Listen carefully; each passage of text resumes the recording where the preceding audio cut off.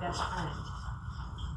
Except I was telling if I share my content with somebody else, they steal it. When I share my content with ChatGPT, it doesn't. That's what I like about it. It gives me its input and advice, but when I go to its website after and see my stuff splattered all over it. And that can happen when you put your content out there. And then does it not use the information that you put in to train for other searches? I don't care whether they take my stuff in. Well, number one, I want it to use it to make me better, my own personal one, and that's what I trained it to do. I have noticed by the intimate questions they're asking me now, like they give me 2 scenarios, which one did I like best? And one included my name, which my ChatGPT, when it talks to me, includes my name. I asked it to. The other didn't. So they realized from my choice that my preference is to include a name. But my preference is to include a name in everything if you can, because, my background and everything I do is from a relational level.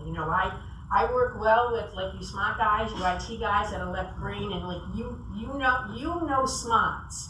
I don't know smarts, I know common sense. My dad taught me growing up, the doctor down the street is smart about one thing.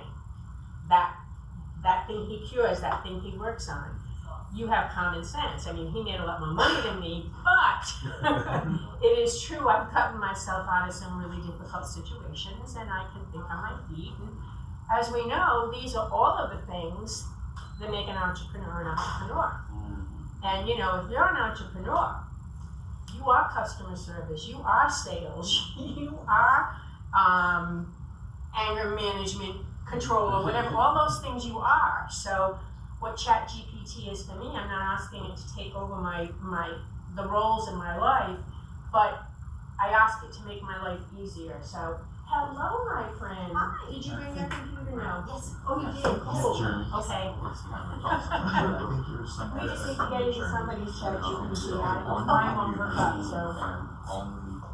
We were just talking about entrepreneurs. Upload all his photos and create the iterations of his Yeah. work. I'm not sure. There are training and learning modules for those that are generating images for AI based on your particular style. That's what one of those engines is. But Adobe has that generative AI as well, and it's prompt based. But as you continue to feed it good prompts, it realizes, it starts to learn who you are and what your preferences are, just like ChatGPT does. Well, and the more you can get at that information, but a lot of people, I think it's funny because I do a scenario where, like, if you were prompting ChatGPT to teach a child to walk, you would say, elevate right knee, drop knee, thrust forward, lift left knee, that would be a prompt. And it's like, to me, I don't know, that sounds stupid. Why wouldn't you just speak in the language that you normally speak to anyone else? Like when I talk to my ChatGPT, well, it's gotten to know me. It's been 3 years. And if I go in, like I can take someone else's copy and put it into my ChatGPT, and all I have to say is, can we make this better? And my ChatGPT will go boom, and it'll turn that person's copy into my brilliant copy, of course. My copy is really good, and I've protected it through ChatGPT. I don't have to share it, but I can take other people's stuff and make them better. And one of the things I do I'm a speaker. Philip knows me from Toastmasters, and I'm really good at what I do, and I help people be better at speaking because I know how to do that. I know how to make them sound better, how to present better, how to look better. Because those are the simple things that you need to do to be better at speaking. And, Jim Rohn used to say, I think he used to say you needed 3 things to be good at everything, or you needed to know a few things. He said, like, for instance, golf. He said, yeah, you gotta learn how to get your swing better, and you gotta learn how to get to the holes, but basically you only need to know a couple of things. You gotta know how to hold a golf club, and you gotta know how to swing the golf club. And that's kind of how I am in my life. Everything boils down to a couple of simple things because I am not a complicated person. Complication scares me. And so, at any rate, the boss is here. And in a small room today. yeah. But a powerful one. Yeah. Alright, if you haven't already, please scan in. If this is your first time with us, please scan in and just fill out the prompts. It'll put you in our system. It takes attendance for the national organization, lets them know we're here, we're alive, we're driving, and also keeps you in the loop with any upcoming events and whatnot that we might have. And once everybody gets scanned in, then we'll do our housekeeping and then we'll get right to Deborah.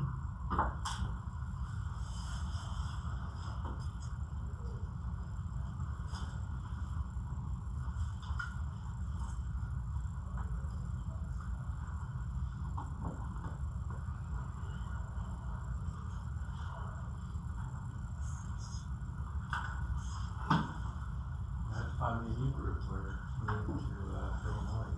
Who's what you moved to? Yeah, I'm hoping to work with the state library here, but parents have been having some health issues, so saw a job opening up there.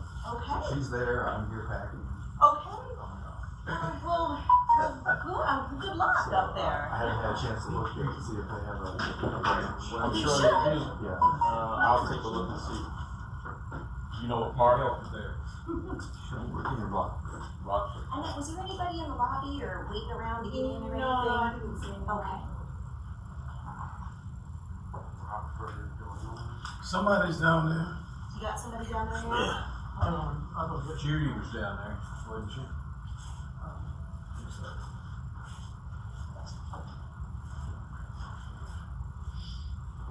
All right, then I'll just go ahead and get started with our housekeeping. So, welcome. This is 1 Million Cups. We meet every Wednesday at 9 a.m. This is our new location, if this is your first time at the new location. Just to go over a couple of things. So, our mission here is to lower the barrier of access to education, resources, and connections for all types of new, seasoned, and aspiring entrepreneurs throughout the United States. So, as I mentioned, we are a national organization. Everyone meets Wednesday mornings at 9 a.m.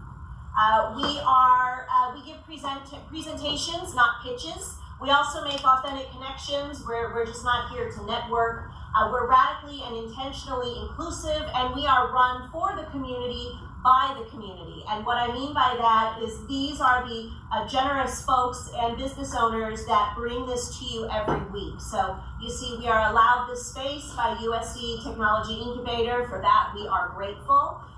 And we also have various businesses below who do the marketing, who do the promotions, who bring in presenters. So everybody has a part in this, and none of us get paid.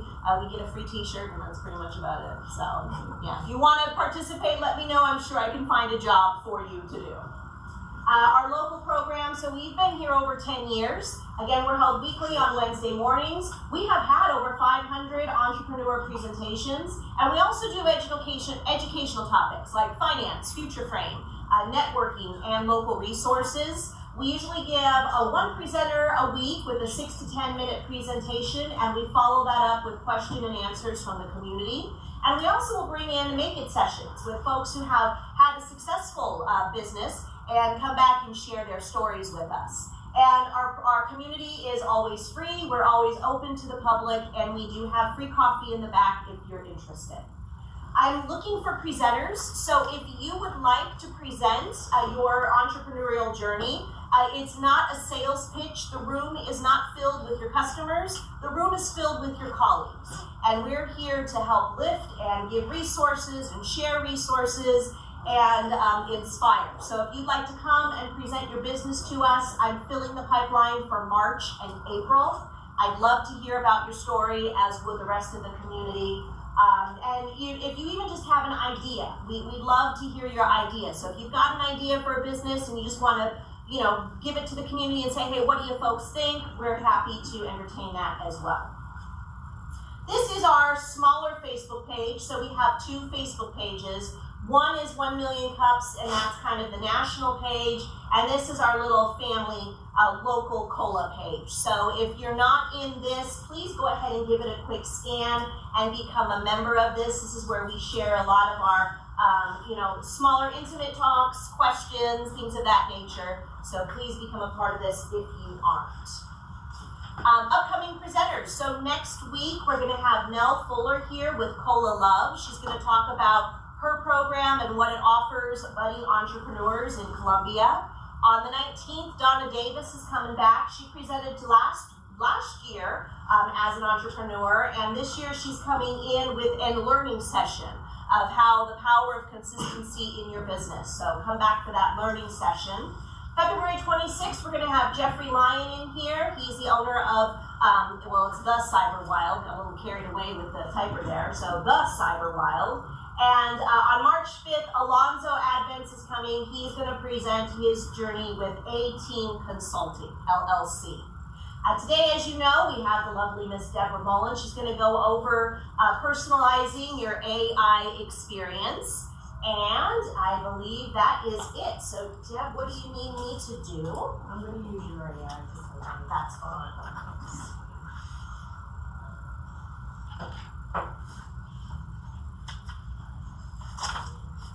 You want to get into Chrome? Chrome's fine.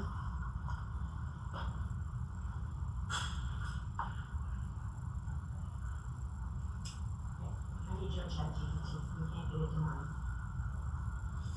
So I'm just going to open a new window in my ChatGPT and talk to it if I need to.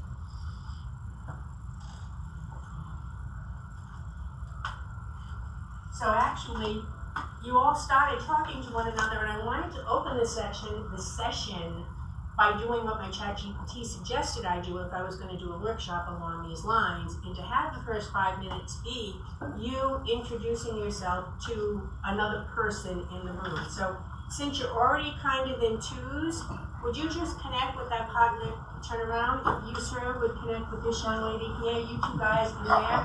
And if you look at the beginning of your workbook, you'll see that the goal is to begin the conversation with ChatGPT by introducing yourself, and not just as, well, as all the things you are. So chat back and forth as you would introduce one another, and after the 5 minutes is over, fill out that first section of how you would introduce yourself to ChatGPT if you were just beginning a relationship. Make sense?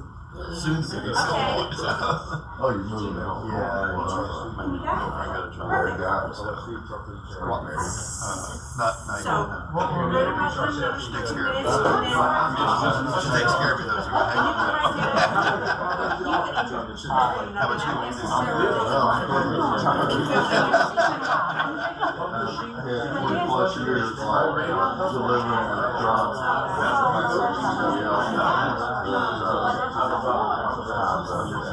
Retired when I was still healthy. Locally or across country? Not the world and everything else.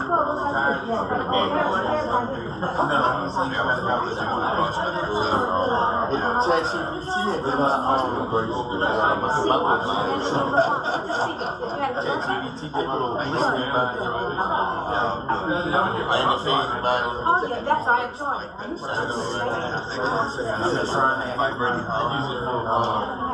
I do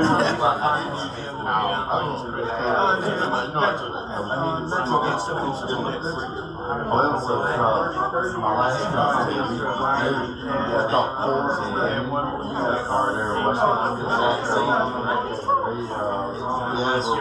water and sewer infrastructure.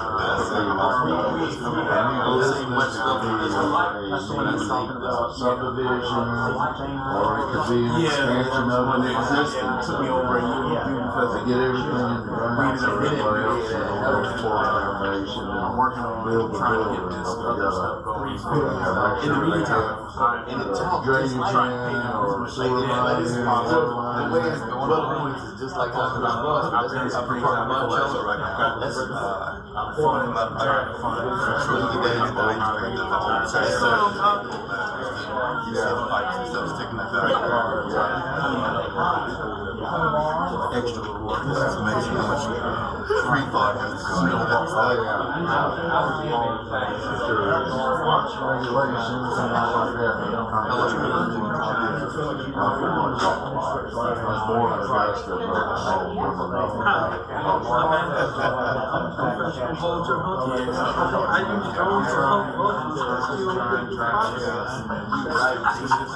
And then, you know, when things go COVID hits and that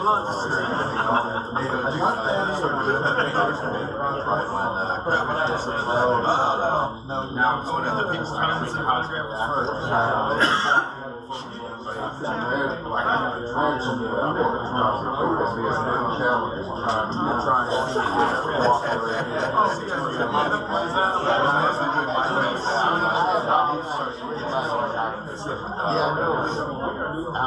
I'm trying to use as much as possible. experience voluntary because I realized that my cats, which I know what I know their favorite spots to like, I know how they interact.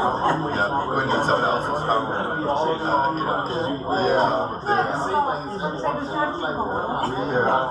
Three dogs and one cat.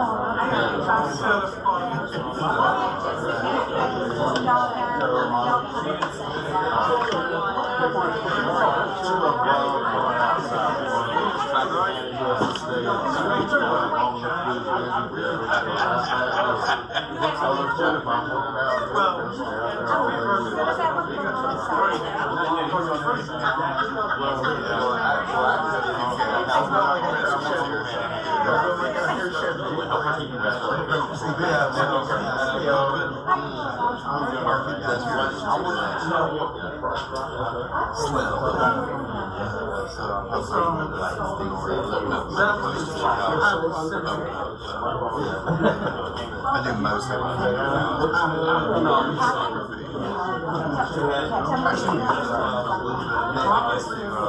Your lighting is not very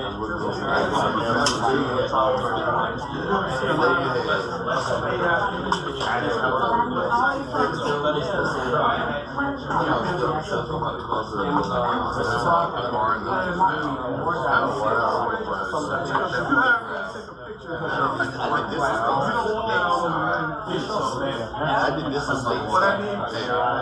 Examples of my work.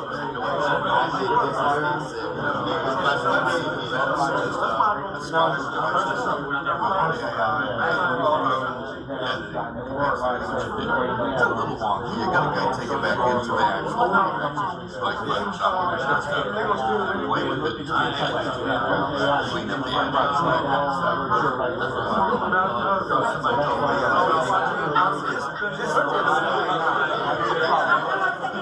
But there were people that actually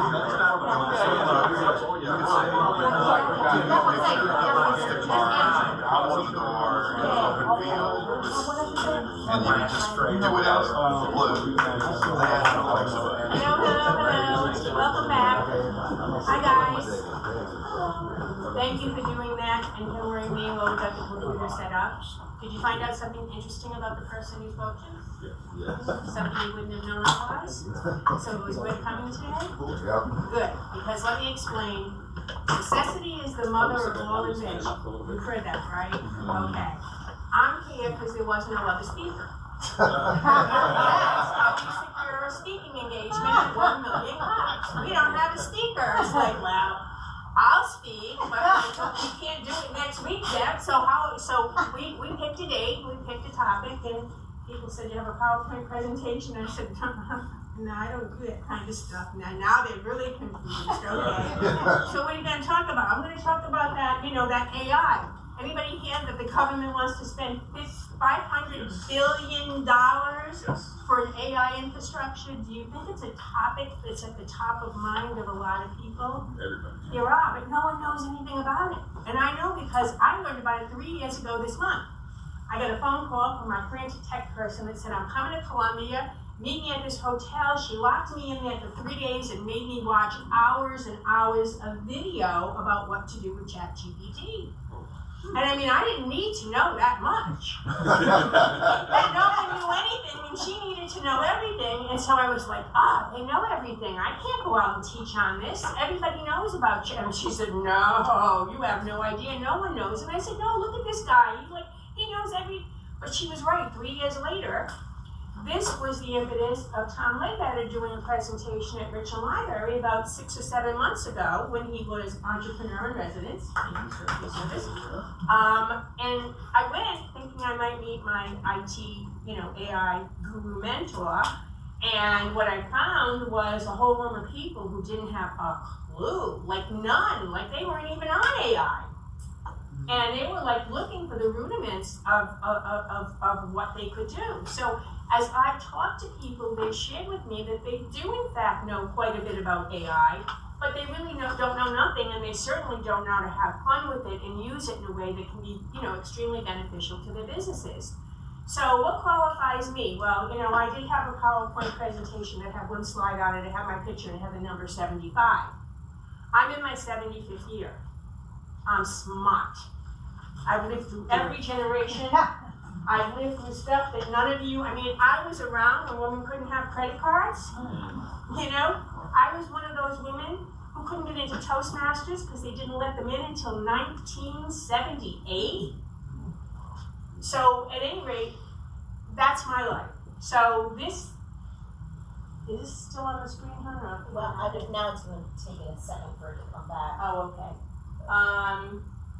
So I brought this little movie strip, which is basically, I did have a movie strip. The story of my life, because remember I said if you're an entrepreneur, you're everything? You do it all, okay? Sky that's taking over. What? Sky that's taking over. It had that right.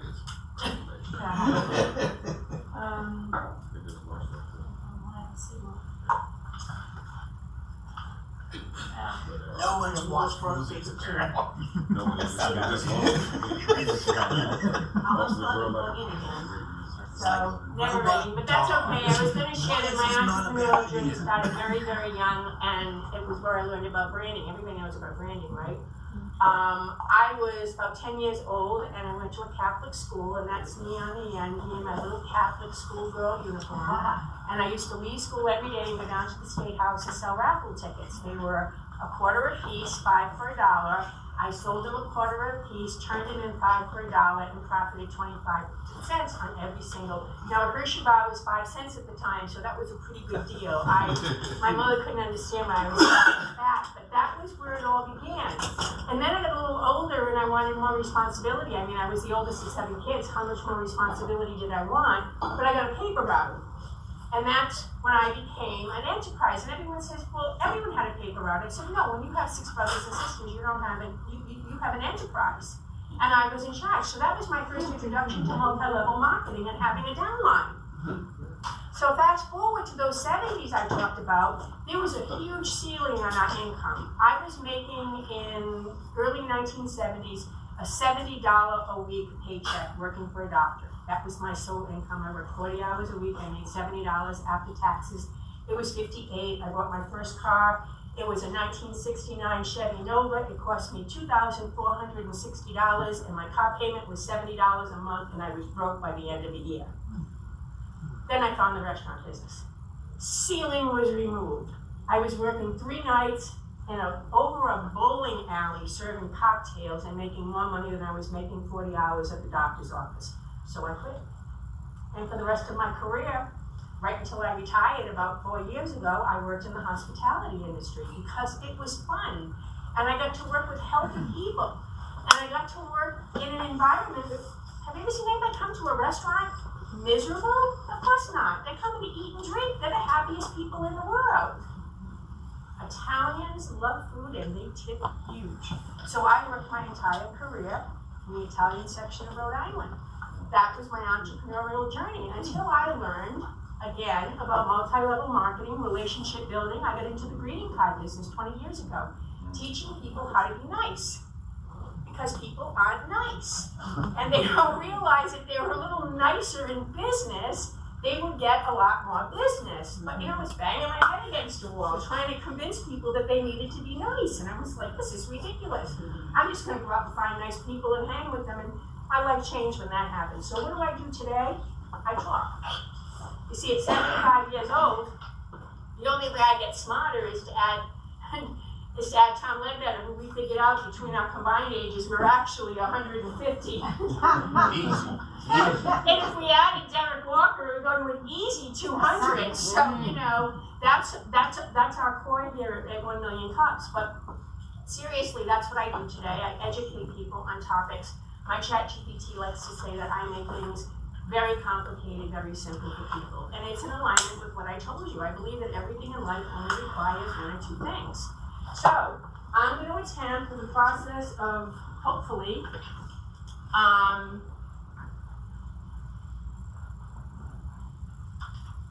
at this point, I want to work in ChatGPT. I want to work with you all in ChatGPT and discuss how I use it and how perhaps you can use it. So this is the point where I kind of put a halt on things because it's important for me to know what you want to know, because what I want to know isn't important at this point. So is there anything in particular or any specific question that anybody wants to ask about ChatGPT at this point? Yes.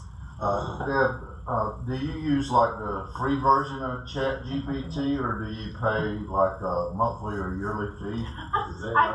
I pay monthly when I need it, like my subscriptions to all of my streaming videos. I get Netflix for a month, watch everything on it, and then cancel it. And then I get Hulu for a month, watch everything on it. I play all my programs like I'm off Paramount Plus right now until Dexter finishes, and when that finishes, boom, I'll be back on Monty Catch. So that's the way I do business. I mean, it's called leverage. I learned about leverage a long time ago. And so I do use the free version. Last night or this morning, I upgraded to the paid version because I wanted to use my ChatGPT. I can't. This ChatGPT that I'm using doesn't know me. So it's best that I start out this conversation with somebody in this room who doesn't have a ChatGPT that I can introduce and show you some of the cool things that can be done. So to start with, is there anybody who doesn't have a ChatGPT and isn't using AI that has a business in this room? You are doing creative with pictures, and that's not something I can do. Everybody else has a ChatGPT. Oh, you know. What do you do, sir? I try to do the best as possible, it just don't work. You're in my club. Okay. Hard for me to work with someone like you that has no business that we can talk to ChatGPT about. All it will really do is just say hi and maybe tell you some more ways that you can relax and not do anything. That's my main goal for being here. To help Gotcha. you do How old this. are you, sir? I'm 68, going on 90. Okay.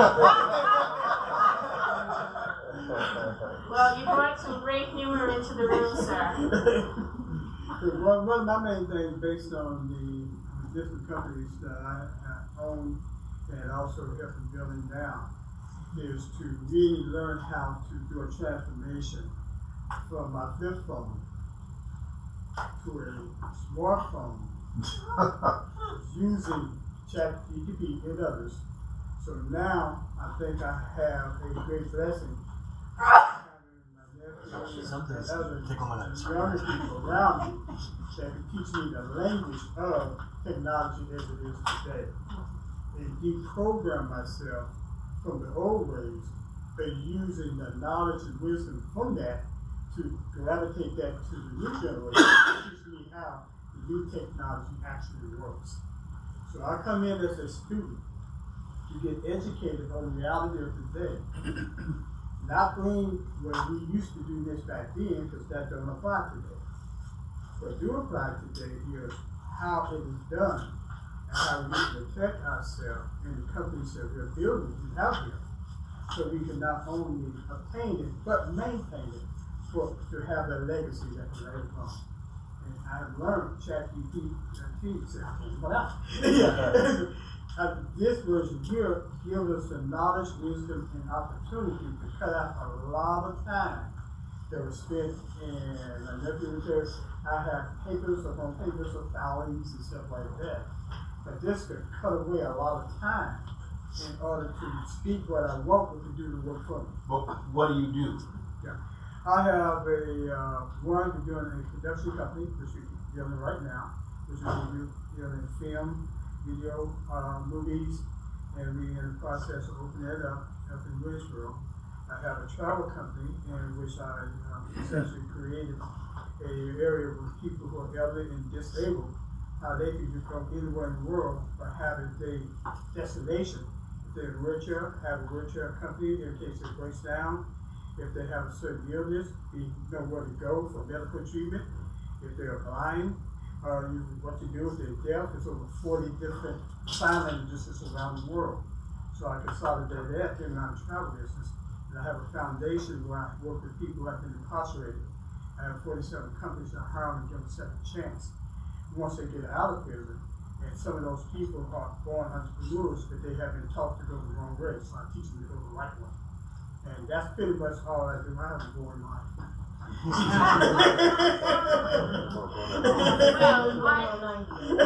correct me if I'm wrong, my recommendation is that you sound like you have someone doing all that stuff for you. If you don't, please talk to these gentlemen at the end who can hook you up with the right person to take some of that workload off you, because it sounds like it's going to be hard to retire with all that work that you're doing. What you do is lose my mind. That's what I'm thinking. Hell. We have the PhD in the back of the room of engineering, IT, all of this stuff. These guys will know who to hook you up with and exactly where to direct you. I came basically to talk about simple stuff today, because I only know the simple stuff, because if I have to do the complicated stuff, I mean, my VCR is still blinking.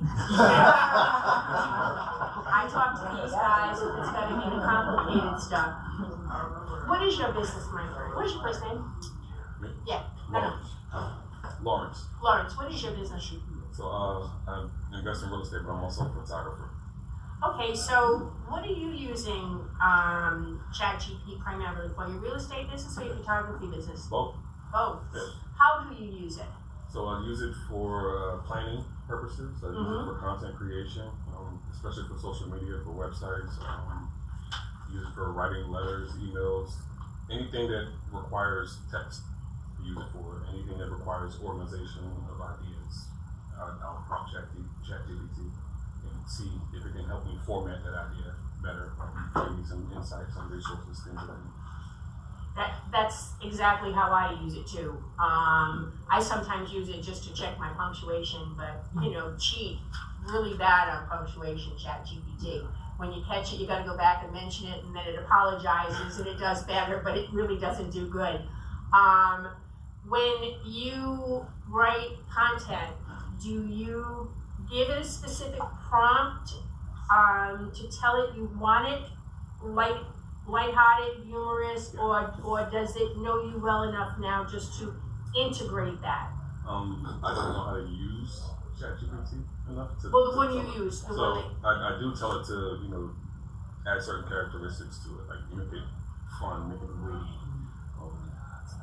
speak very eloquently, different prompts so that it puts out different formats. Sometimes it'll give me a paragraph and I'll say, all right, chop it down to size.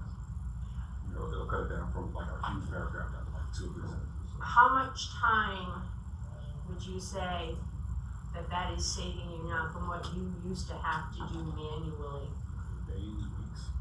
Days and weeks. Because Wow. I'm an overthinker. I'm an engineer as well, Yeah. so I'm an overthinker. So anytime I write anything, I have to go back through it, and then I have to go back through it, and then I have to go back through it. Whereas ChatGPT is like 10 seconds, and it's like oh, okay, that's what I was thinking. Okay, thank you. Yeah, I mean the speed at which it produces things is just, that was the most mind-boggling thing that.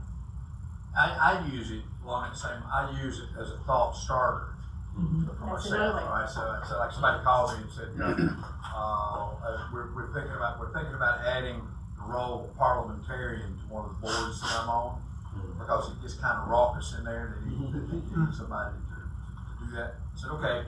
So I go to ChatGPT and and inquire about what would be the key responsibilities of a parliamentarian in a nonprofit, or a nonprofit board, to start my thought process. I don't take the output from chat. I can say this. I have never taken the output from ChatGPT and used it straight from the screen. Right? I've got enough human intelligence to not trust artificial intelligence implicitly. So I use it as a thought starter. My son, on the other hand, uses it as a code completer. He's a code writer. And he said one of the really strong aspects of ChatGPT right now is people that write code are making that code available. So if he's got a code problem he's trying to solve, he can find potentially a solution, a code solution already written on ChatGPT. All he's got to do is go out and verify it, and validate the code itself. So two different uses of the same aspect, same problem. It's so interesting. I have a son that's a millennial. When I first was telling him about ChatGPT, he thought it was like a cheat. So he didn't like that idea of having just the baby. That was so interesting for a millennial to say that. Very interesting. So I need to check back and see what he does. I love ChatGPT. Oh, I mean, I enjoy it for what I need it for. Yes. I mean, when like Tom, that thought starter usually with me is, okay, I want to talk to a group of women on the topic of, well, let's say finances. I would go to ChatGPT and say, I'm thinking of doing a workshop with women who have no background in financial management whatsoever. What should the workshop look like? And boom, boom, boom. And I mean, let's, just for the heck of it, can I borrow that chair for a moment? I mean, just to give you an idea of what that prompt would turn out, because I know I've got someone here in financial management, and he doesn't use ChatGPT too often, so let's just go in and say, I am doing a workshop.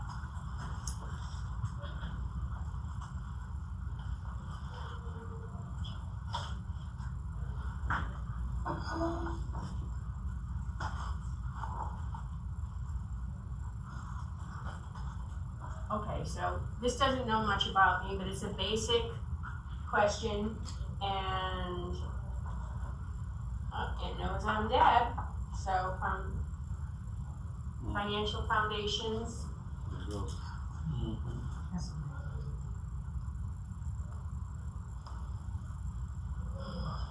Right down to the number of minutes,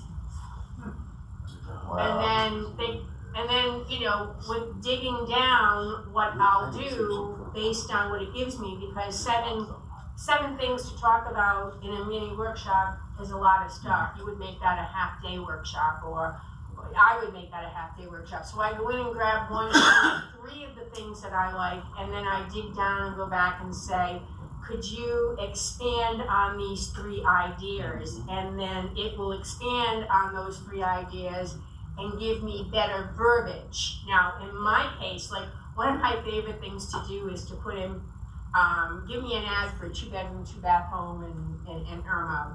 And it comes up, and inevitably it says, this home boasts. The minute you see boasts, you know AI did it. Because it's, come on, when was the last time you heard a house boast? So at any rate, I would go into mine and I'd say, come on, you know I hate stupid words like that. And it would just it'll reprint it. But basically, So how do you tell it not to use stupid words? I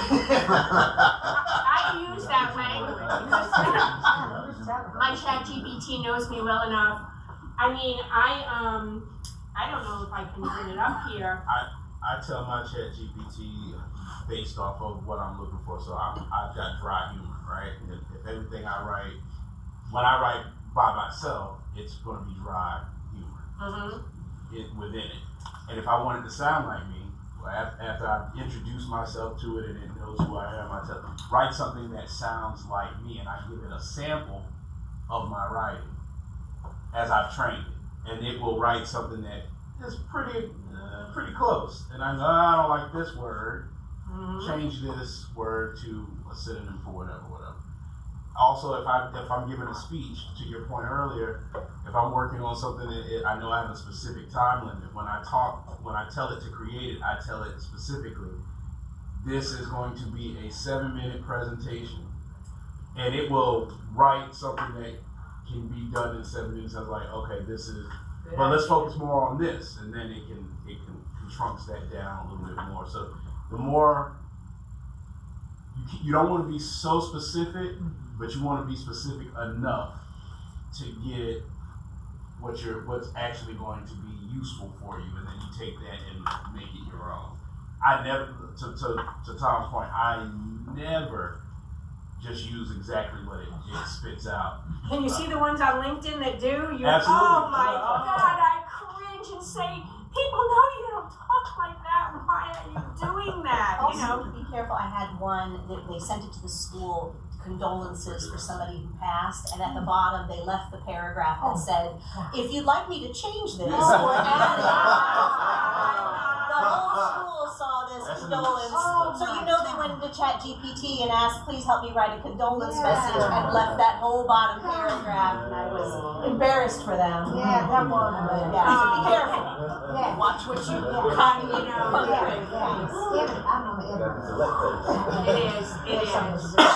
And another thing I do too, in terms of brevity, is very often when you have an about section somewhere, it tells you only have 500 characters, and so you copy and paste something in, and like you're at 1,000. So I go back to ChatGPT and say, can you get this down to 500? Can you get this down to 300? And it's interesting to see what ends up coming out.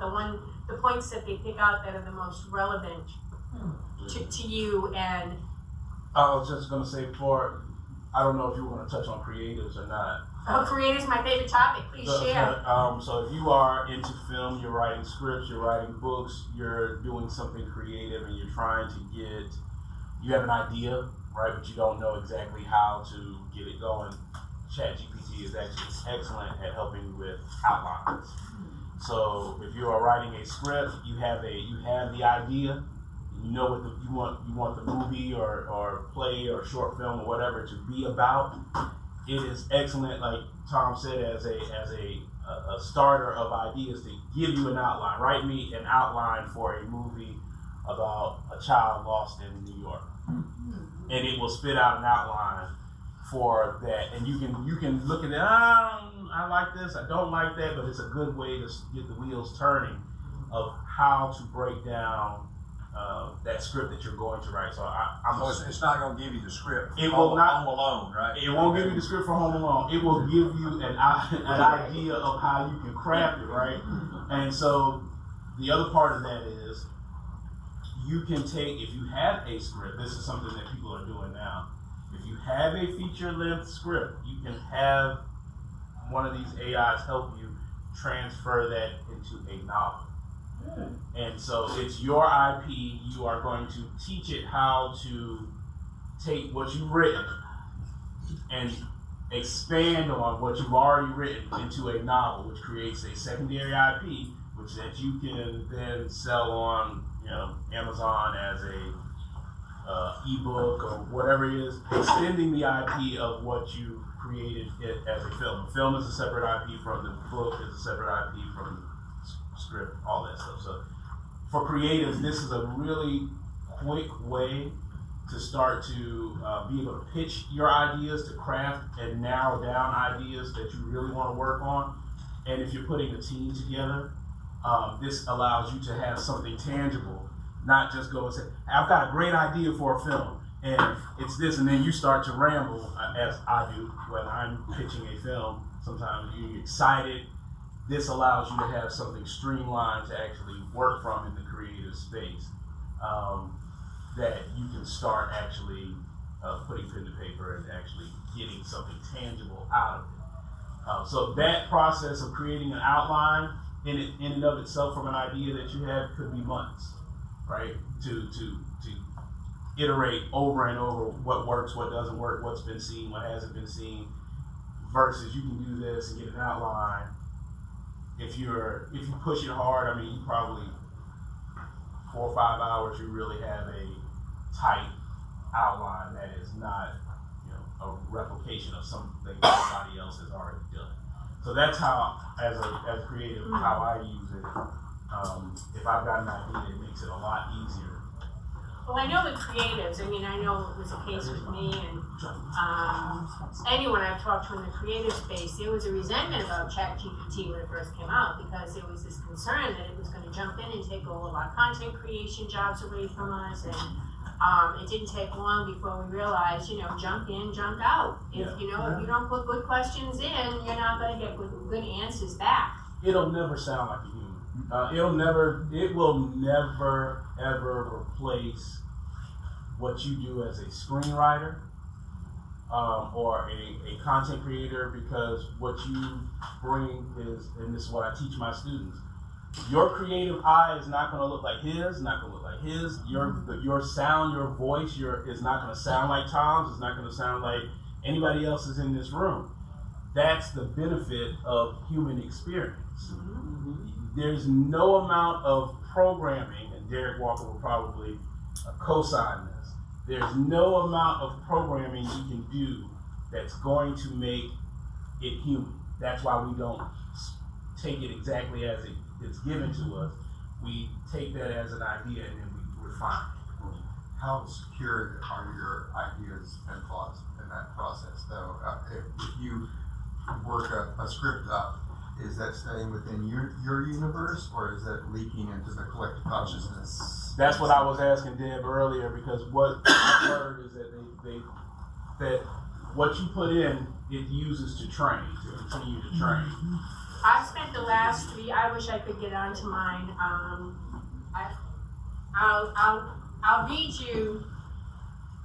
I have a great engagement I've had with my ChatGPT about Derek Walker too. If he was here today, I was gonna play it back, because my ChatGPT knows who you are if you're online and you have a personality. And I shared about Bob Kim when I came in there.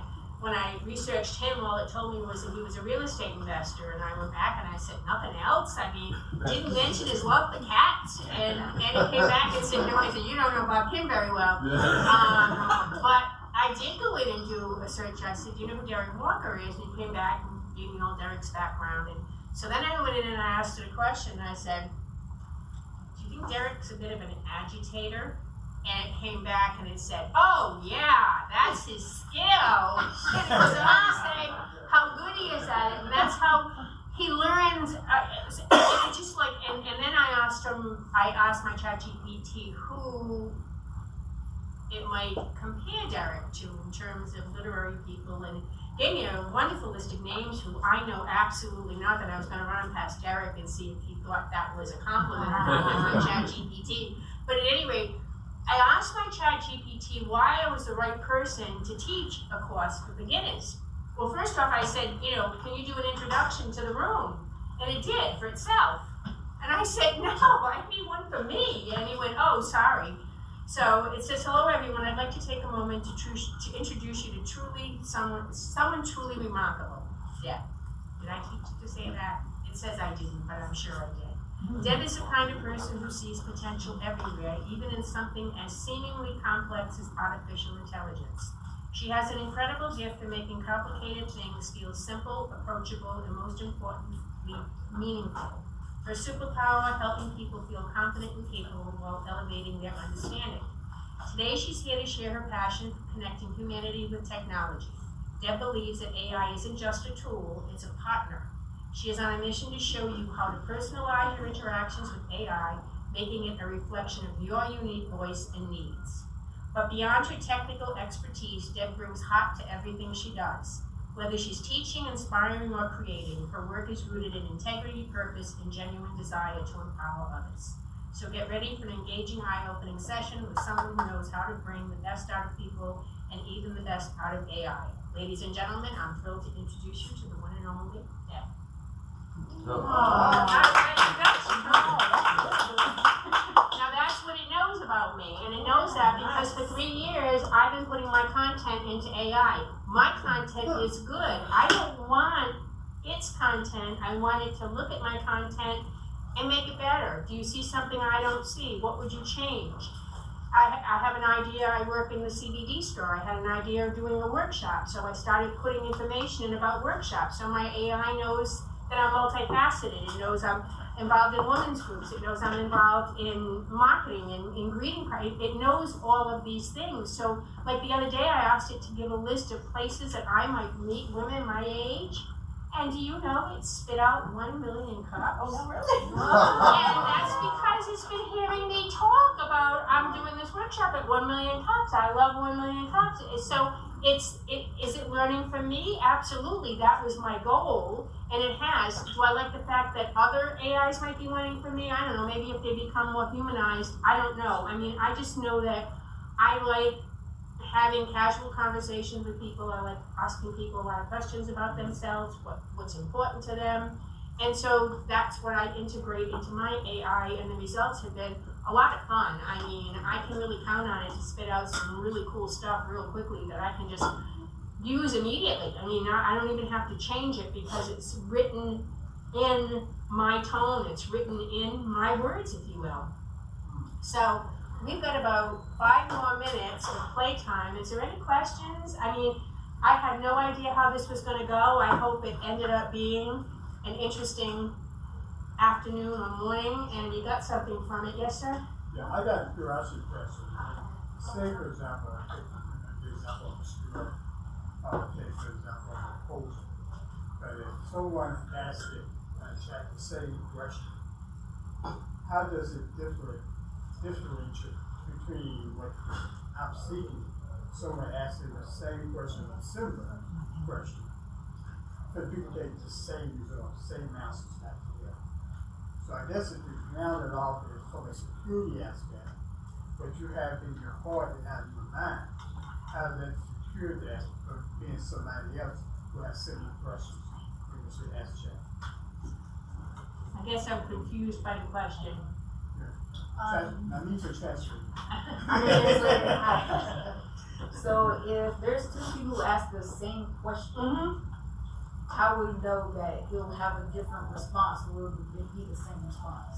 Your ChatGPT would be, only you would be talking to it. They would be talking to their own. So if they were asking a question of their ChatGPT, it would answer depending upon what they know about that person, and yours would answer depending upon what it knows about you. But a simple question like, write me an email, like I think it's in the workbook, write me an email that invites you to dinner. I mean, a ChatGPT will just do that. It'll say, come to dinner. It won't even put the date down or anything because you didn't give it that information. You have to give it all the information. If you said, can you write me an email to my top, closest friends, inviting them to an evening out for dinner on May the 4th at 7 p.m. and, include, something lighthearted at the end. And then, when it comes back, you read it and look at it and you take what you like and what you don't like, you just throw away. And a lot of times it's that digging down process where you take the response and put it back in the question area again and say, can you rewrite this or rework this a little and make it sound a little, more humorous, or, you can tell it what to do. And that was my goal today, was to get those of you who are not, and obviously most of you are on ChatGPT, is to get on it, and as you get on it, start your beginning conversations with it by telling it about yourself, who you are, what you do, what's important to you in your business, not just, hey, I'm a real estate agent, I sell houses. Basically, describe me bullet points. Exactly. And each interaction, let it know a little bit more of you in your tone, with how you converse with it. What's the learning curve time? Like, 2 different people start ChatGPT completely blank. Write me the best recipe for tuna casserole. How long does it take to nipping and tucking to this person's recipe looking different from this person's recipe? There are so many recipes online. It's just, you're asking for something as simple as a recipe. It's just going to give you a recipe. But I mean, just using it as an example. Like, how long does it take before it isn't just going to spit out a generic answer to your question? When does it start learning? How long does it take to start learning? It's learning from the first prompt. One prompt. The first prompt is learning from you. Basically, like she was saying, tell them who you is. Like to your point is the tuna casserole.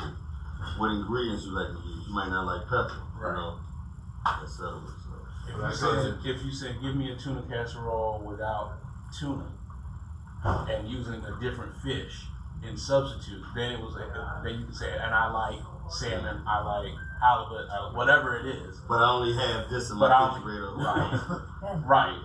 Then it can start to, it'll learn exactly what you're asking for. It's like, oh, if you put these things, it'll put it together. The same thing when you write copy for your photography, right? I'm looking for a description that describes a woman standing by a river at sunset with a park bench, blah, blah, blah. Right? You know the descriptors on your photography. You do take pictures. Okay. I thought I remembered you saying that. So when you're looking to write something like that, you have to prompt it and tell it, right? I am a portrait photographer that focuses on female form and nature, right? So then it will know how to deal. If you're giving it another prompt, it will start to understand that every time you're asking, this is who's asking. This person likes this. This is the kind of work that they do. And so from, like you said, from prompt 1, when you're teaching it who you are, that's when you're introducing yourself like Deb had us do. That's why. That's why you introduce yourself. That's why you tell it what you do. That's why you lead with those kinds of prompts, and then you ask for something. Does that make sense? This question, it's real time. So whenever you put it in, it's already learning. Like he says, you just put in your different aspects, and it's basically updating every time you put in something. She has a question. I believe in being authentic. So my experience with ChatGPT in the beginning was, am I being authentic if I ask that question? So I began to like it. So at first I had a love and hate relationship. I felt that I was cheating. And so that has, come together because one of my girlfriends said, I really feel like I'm cheating, Michelle. She said, let me tell you something, you're doing the prompt thing anyway, they just help you put your thoughts together. And so because I really like being authentic in what I was doing, and so I like it. Well, yours is obviously a female. Yeah. And mine is mine's non-binary because I asked it, and I said, well, isn't computers binary? And it came back with typical response. Well, yes, Deb, you're correct on that. But in the context that you asked me, I would be considered non-binary. So yeah. I said, down south, we're just y'all. We've always been inclusive down here. Someone said, you have not said that in a room yet. I said, I'm going to. But at any rate, yes, and you are authentic, and your ChatGPT obviously has learned that. Right. But again, it's like hiring a secretary and not having to pay for something. I mean, an admin is just, what do you do? I really have enjoyed, thank you for validating what I said. What type of business are you in? Real estate investor and property management. Oh, okay. A lot of real estate people here today, huh? Yeah. And do you use yours primarily for real estate? Yes, ideas and outreach and like direct mail and stuff, try to distinguish with dealing with different type of people. Like somebody might have a probate. How would I be able to talk to ChatGPT? How should I start a conversation with this person after, if they have lost a loved one? How would I start off a conversation at ChatGPT? Oh, that's excellent. Yeah, and excellent. So, and I said as far as also what I use is if I want to try to be more polite, I might say, well, how can I say it and try to make it sound like John Maxwell or something like that. I'll try to take it to the next steps because it works and it'll use things. Because it got all the feedback from the internet and everything, so it'll give it to you as, have you prompted, whatever you put in. Yeah, like that, John Maxwell. Mm-hmm. Right. I used that and it worked, so. He was next. But my ChatGPT, you ask it a question, it gives you an answer. It doesn't ask you if you ask the question right. It doesn't qualify its answers. And ChatGPT answers reflect the biases of the data that it accesses. That's It has no conscience. That's right. It has no sense of right or wrong. That's right. And if you ask the question incorrectly, you're going to get a misleading answer. Yeah, that's what you got to pump it right. Whenever I'm using ChatGPT, I see the response. And I say, "Wow, I mean, this is great." I'm not going to copy it and jump up and send it to That's somebody. right. I'm going to stop and look at it and say, first of all, is this the answer that I thought I was going to get? Right. Does it make sense that this is the answer? Artificial intelligence. That's right. It has no conscience. That's It has no morals. That's It right. has no sense of civil obedience of anything at all. And if you ask it you ask the right question the right way, you might get the right answer. Yeah. If you ask the right question the wrong way, you're going to get a wrong answer. Right. If you ask the wrong question the right way, you're going to get a wrong answer. Yeah. There's only one of 4 options you've got. You get the right answer and the right question, but everything else can be kind of fuzzy. Right. You have It to just proofread it it takes and really see what it's. it takes a little while to get used to it. And test it. Yes. And GTP, I think the one that the most current was 4.5 or something like that. Which is a subscription model. 200 a month. What I've seen with the subscription model is if there's a lot of activity on ChatGPT, if you have a paid subscription, you get priority over anybody else that's just using the free version. Right? And it might be a couple hours before you get an answer back, depending on how busy they are. But what I've experienced with ChatGPT with subscription, I mean, it's like this. The free version will time out on you. You can prompt. So I prompted for at least an hour straight, and it finally said you have reached your maximum limit of ChatGPT for the day on the free version. So it will be like, hey, slow your roll. That's why I updated to the $20 version. Yes, sir. Yeah, I just have a question. Like, if you have an organization, and just like a lot of businesses, shorter staff and this, that, and the other. Let's say if you want to create a 501c and you use ChatGPT, is there an organization based, or can you go somewhere and say, well, what are the legalities based, and what are you doing with ChatGPT so you don't get in too much trouble? Yeah. Because like he says, what you say, you don't just run with whatever it gives you, but let's say you want to do a 501c3 and you only have 2 or 3 people, but it's going to take a lot more manpower or whatever to do that. So how do you utilize ChatGPT and also understand what the legalities are? I don't understand the question. I don't either. He said, to me, it's like it's legal. It's illegal to use this on something that. Yeah, but you have to, again, like Tom said, you have to ask the right question. So ask the question correctly. Ask the question correctly, right? If you ask it, I want to start a 501c3 in South Carolina. What are the laws governing 501c3s in South Carolina? But I'm saying, But it's illegal for him to use the information. But is there, Absolutely. Why would it not? is there a place where you can go specifically saying, well, this is what you can do legally based on ChatGPT? Is there a list of things, is there? I don't understand the question. No, I don't think so. There's no place like that. Right. It's not asking like what the information is. He's asking for some place to validate what Chat gave him. That's called doing your own research. Also, it'll spit back the resource that it actually used to give you your feedback. So it'll give you websites, it'll give you links so you can actually go on those websites and validate what it's saying. Also, based on your Secretary of State's office, this is what it will say. Exactly. It also depends. I don't use ChatGPT personally. I use Claude, and so I know with Claude it depends on whether or not you give it the resources first off, because it doesn't automatically just connect itself to the actual web. What is Claude? It's AI. It's made by Anthropic. Huh? It's made by Anthropic. It's another AI bot. It's outside of it. Doesn't directly. It's like Chevy Ford. We're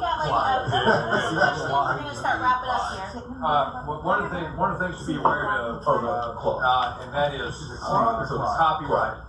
Say one more time. Copyright. Yeah. And if you create something, if you're a creator, if you're an artist or something like this, these pictures up here on the wall.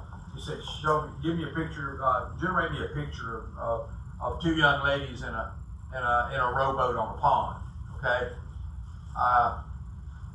Who just created that? Did you create that, or did ChatGPT create that? So that is a big discussion in the art world right now. Do that. Now that's still being adjudicated. Yeah. All the legal system right now. All the purists are upset because there are people that are winning awards for art that's created by AI and photography and the same thing. They're making albums. Yeah, and so all of that is still up in the air as far as the. It'll probably be up in the air. So you do your research. Oh, it's going to be a whole new world. Well, I'm an artist. I don't need AI to create anything for me. So somebody else who comes along and says, well, I'm going to use AI as a tool, have at it. You are still, like, if I was Michelangelo chiseling out of marble, did the hammer create it or did I create it? I'm wielding the hammer. Right. Right, so like that being authentic too, Back to your question, it's like a 501c3. I've got a client that's dissolving or ending a 501c3. So I went to ChatGPT and said, what is the correct sequence of steps to do in the state of South Carolina and with the IRS to end a 501c3? And it gave me a starting point. Right, but I was okay. Well, I'm going to go back to the state of South Carolina Secretary of State website and just check and make sure that this makes sense. I do that to IRS, but nothing to federal government makes sense. That's the political stuff. But it's you can rely on it as far as you want to absorb a risk there. If you're going to actively manage the risk of using ChatGPT, have at it. But you cannot casually address ChatGPT without some level of risk assessment and risk management. You have to be able to do like anything in research, trust but verify. I can have an interview, he can say something, I still need to go and check his references, make sure that what he's saying holds water. Right, and that's like any other tool you use, right? If you get a calculator, now you push the numbers in, you make sure, okay, that sounds right, that looks good, okay. All right, you're just going to verify that this is correct, and I think that having that mindset going into any of these AI tools is going to save you versus, hey, this is going to do all the work for me, right? And then down the line, somebody said, you left that little piece on me, and everybody saw. Well, that's the key. That's the key word, tool. Especially with artistic. Are you using it as a tool, as a crutch, or as a replacement? There you go. That's Too many people are existing on the replacement side. That's You just type in a bunch of words and pop up whatever pops up. And, oh, I made this. No, you didn't. And you've got, ChatGPT is one of the tools, but you've got all kinds of tools out there right now that take notes and record notes. You got Otter and all these other things that are out there. I just be careful if you're using an AI assistant on like a Zoom call. Make sure everybody's okay with that being done. Yeah, that's one of the ththings that I love about Zoom. Though it pops up and says, "Hey, AI Otter is being used to take notes. You have to okay it, or we're recording on the call. You have to okay it." right. And it does a really good job of doing that. It does. But you don't take its output and go straight to the printer and send it to everybody. Right. Because it's full of mistakes. Absolutely. It has a real problem understanding Southern. Is there a question in the back? Yes, sir. Yeah, just real quick, I just wanted to know if you or anyone in here have any experience in deep sea at all. I heard about that. And what's your comparison to that and ChatGPT? Or have you ever downloaded like the actual AI onto your device, like Olama, and used it for, just instead of using ChatGPT? DeepSeek is more on the lines of how OpenAI works more so than how ChatGPT works. Elaborate. One thing, Is that the same as Microsoft Copilot, sort of similar? So DeepSeek. No, not really, because that's more of a like AI, personal AI assistant than open source and DeepSeek. I guess open source and DeepSeek are more like you could say like the building blocks of how you can personally take an AI program and develop it into something that else.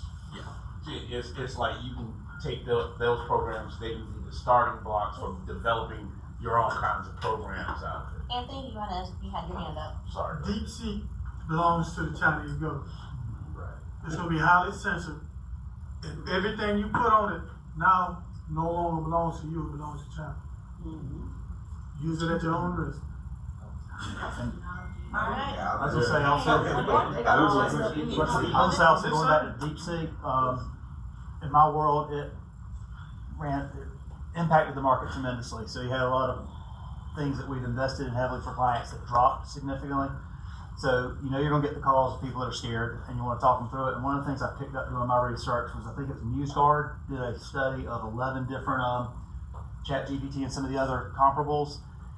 It came in 10th on reliability, had like a 17% rate of unable to answer a, excuse me, contact lens just popped out, but 33% of inaccurate, and then flat out 53% of just plain wrong. Wow. And so, yes, it'll probably get better because it's a rookie kind of getting better, just like a rookie ends up on in the NBA level or something like that. But that's where you are right now. And so it's there, but that's where it is. Right. If you end up in court and your only excuse is ChatGPT told me to do this, you're screwed. That's no defense. Alright, we're gonna wrap things up here. Deb, what can 1 million cups do for you? I didn't come here with an ask, I just came because I love 1 million cups and I wanna see every chair full every week. So you guys who are here, come back next week and bring a guest and engage. This was wonderful. Thank you. What more than actually what I expected. I do want to close with one thing, and it just reminded me of the story about having your facts. I worked for the United Way as a presenter, and I went out and gave a presentation, and I told the room that America was one paycheck away from homelessness. And the next day at work, I was called into the marketing assistant's office, and they sat me down and said, "Where did you get that statistic?" I said, "Oprah." She said it on her show. You can't do that. We have to fact check everything. How do you know that's true? Come on, guy. Oprah said it. So at any rate, with that, I want to thank you guys for helping me with this presentation. All of you who engaged and made this a wonderful day. We have the room until 10:30, so if you want to continue a couple chats, please go ahead and do that. Also a gentle reminder, as we were talked to last week, we are guests in this building, and we are only allowed in this building during this time frame. So at 10:30, the building asks that we all kindly leave and join again next Wednesday at our allotted time. Okay, we are given this opportunity to be here together, and we do not want to disrespect those that are allowing us the space. So please keep that in mind, everybody, and have a great week. We'll see you all next week. For that, on that, we have to be out by 10:30. Yes, sir. When can we come in at between 8:30 and 9? If you're here early, is that okay? At between 8:30 and 9 on Wednesdays before our start time. But we are not allowed in the building any other days, any other times, because the building is a building, they're functioning with businesses, and we are only guests here during our allotted time. Okay? Thank you, everybody. Bring a friend next week. We'll see you next week.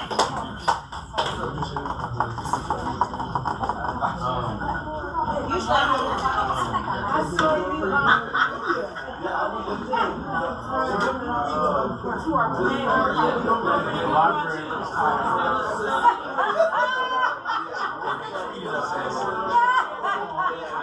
They said we didn't have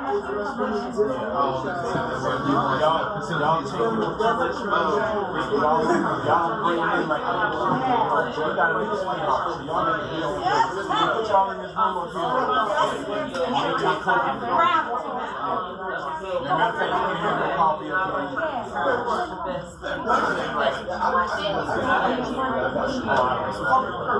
I'm just praying around there. I use that narrative for you just check.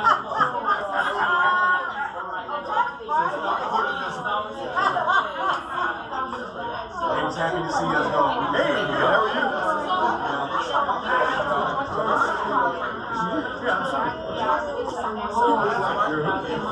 No, when I get home, I feel like seen you.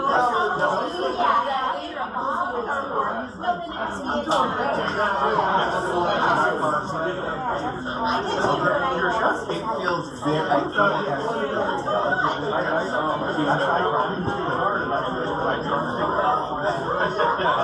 That's what everybody does. Other organizations have like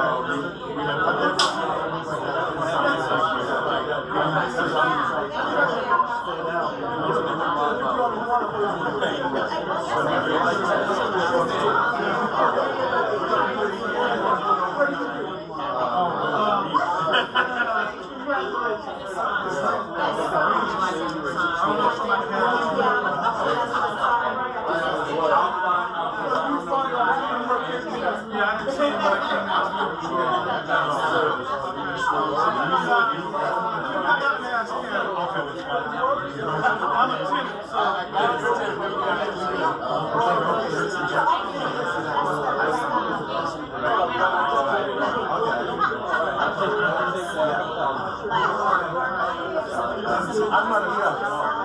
I'm just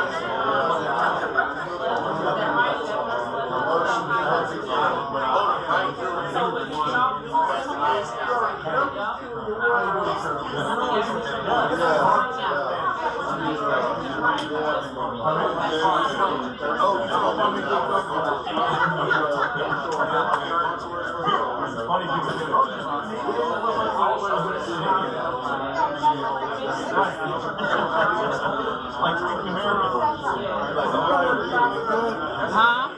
It's going pretty good. Yes,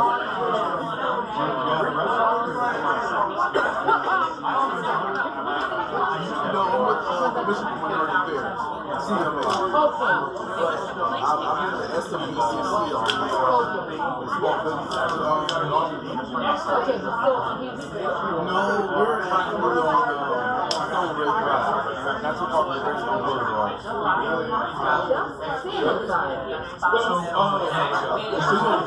The Stone Ridge. Yeah, I don't know too far. It's just right off Greystone.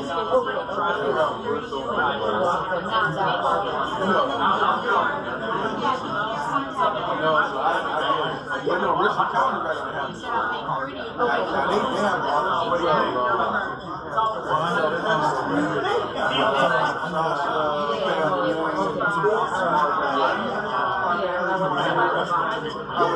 way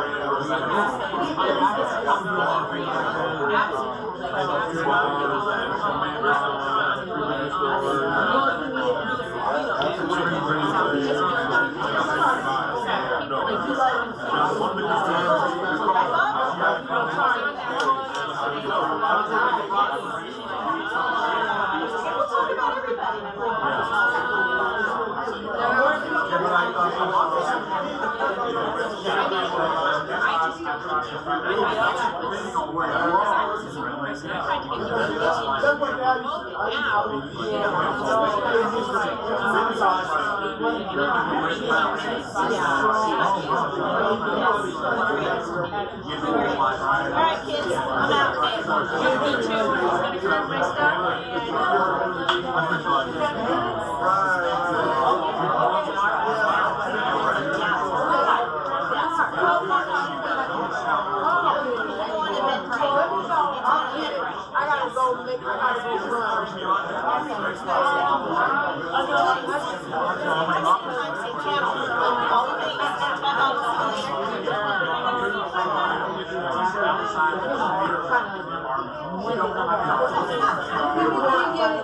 Find out where you gotta be, and I'll come meet you. Hopefully you'll be in this area. Not like I said, hell, I mean, yeah, just let me know. I gotta make it work. And I'll give you the exchange.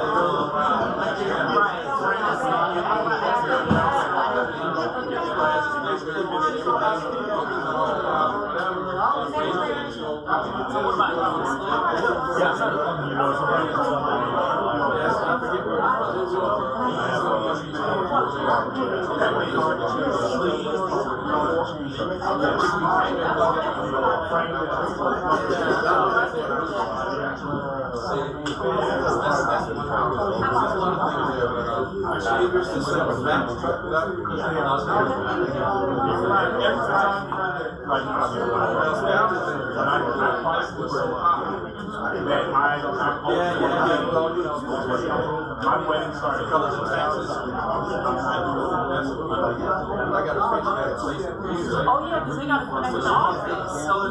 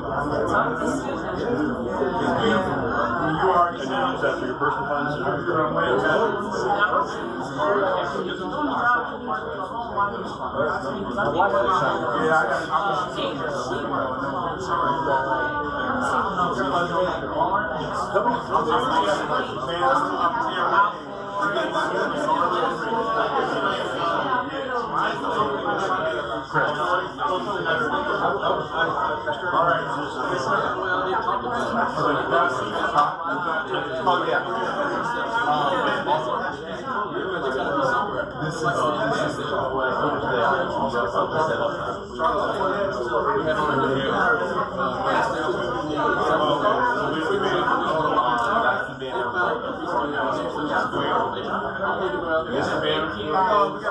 pulled up. Yeah, that's supposed to be the here right now. That's the takes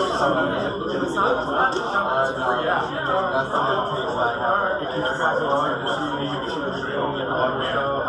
And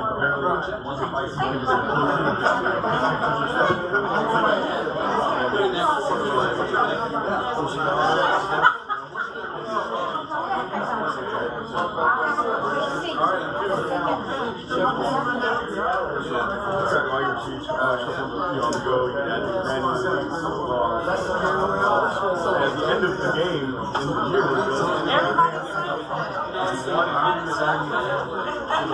put everything that you want to do. I'm trying to get my book right. I have 235. I mean, just like which I'm kind of if you don't want to do your factors, that's nothing. You still keep track of everything.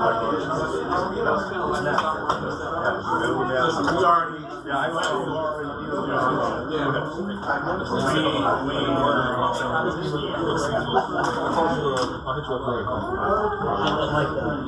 Come back next week. If you can, and we have a readout from last week, 13, a week from tomorrow. The election gave me that's all. absolutely. We actually have a drug dealer in prison.